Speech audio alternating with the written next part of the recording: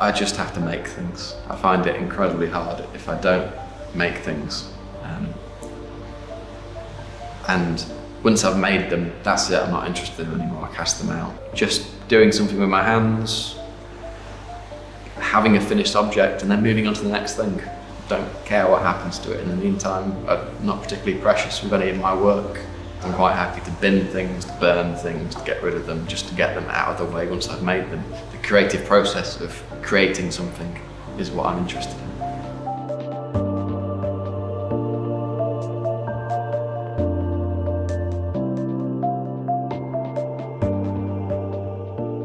My practice is mainly sort of kind of concerned with highlighting to people that architecture and spaces and buildings can be different.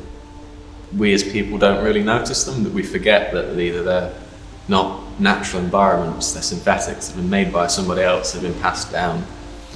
And what I like to do in my work is I like to point that out. Recently my practice has been concerned with ideas revolving around capturing space and time, how buildings are used and over different durations. So I've been thinking in the really long term, so for example 10 years plus, to really short term. And the Post-it note project was something that has just come about in the last few days, but it's something I've been experiencing as I've been walking through the city and seeing in the windows of especially student accommodation, people using Post-it notes to pass on a message, pass on a sign, pass on an idea, a really kind of rudimental, basic way of projecting something out to people. And I was just excited to play around with this idea and think about the Post-it note as something that could be turned into a piece of architecture. If you think about it, Post-it note is just this really quick, easy, slap it on a wall, attach an idea to it, leave it, that's it.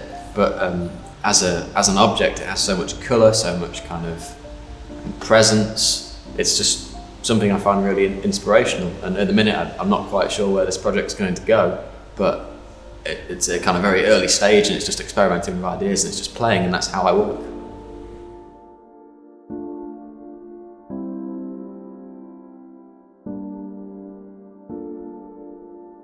So I'm incredibly lucky to be selected to join UK New Artist out in Shanghai. This was a truly amazing experience, and I've never really worked that far overseas as an artist.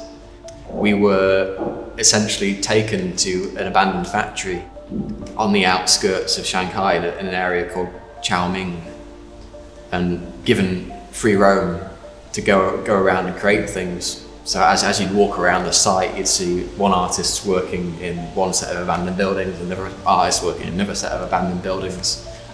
And it was fantastic. I just explored the entire thing.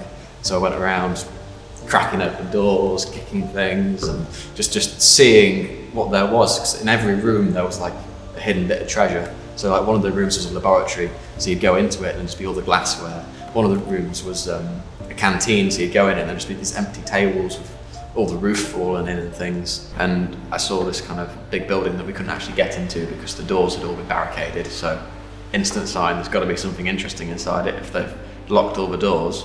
Peered through the window, saw a little hole, so I went around the back of the building, crawled through this tiny hole in the kind of brickwork and popped out, and as I looked up I saw this huge boiler. So it's almost about the size of a van. It was incredible, so it took up the majority of the space, and as soon as I saw it I knew this was something that I wanted to work with. So I used the materials that I found on the site to kind of form a connection between the boiler and the building, almost like the boiler was reaching out and wanting to kind of tap into something.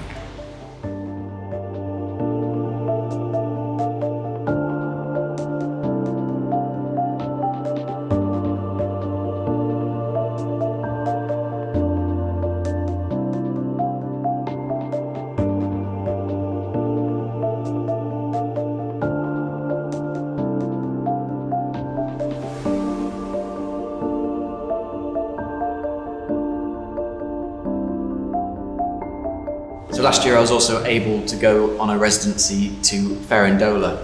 Farindola is a small commune in kind of rural Italy. For the Farindola International Art Festival there was 10 international artists that I got to live alongside and got to work with, and I just used this residency as a way of escaping essentially. I went there and I drew, and I made hundreds and hundreds of drawings, and I just followed my process. I stopped questioning my work too much, and I just made things.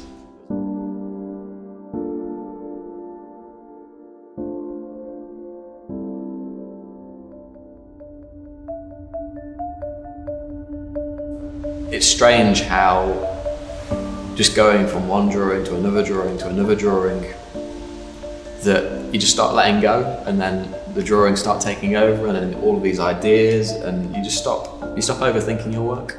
That's what I took away from that residency, is that sometimes if you sit there staring at a page, or sit there staring and thinking of ideas and don't actually do them, then sometimes you can just get trapped in your own head and not actually make anything.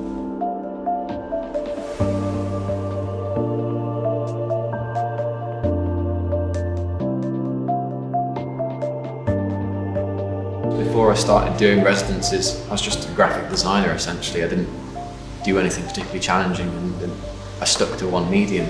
However, doing the residencies kind of enabled me to step out of what I knew, and you can take more risks. Going away, you realise what you have at home.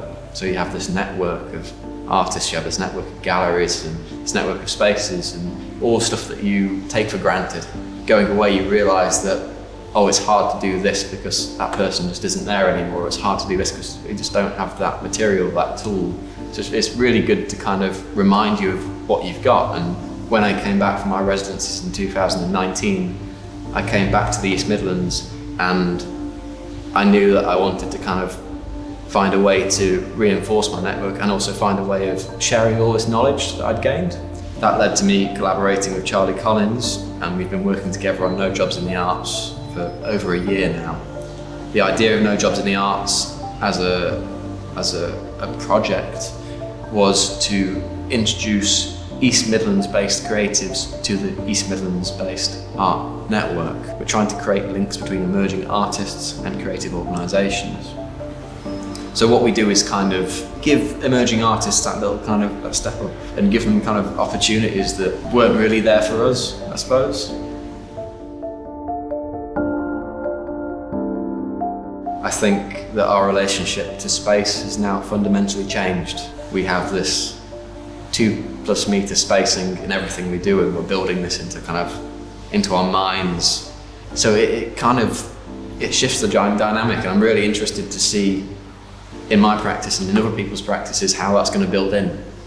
And especially for me, as someone who kind of enjoys poking buildings and making fun of how we use them and making fun of what they're doing, that's a wealth of inspiration.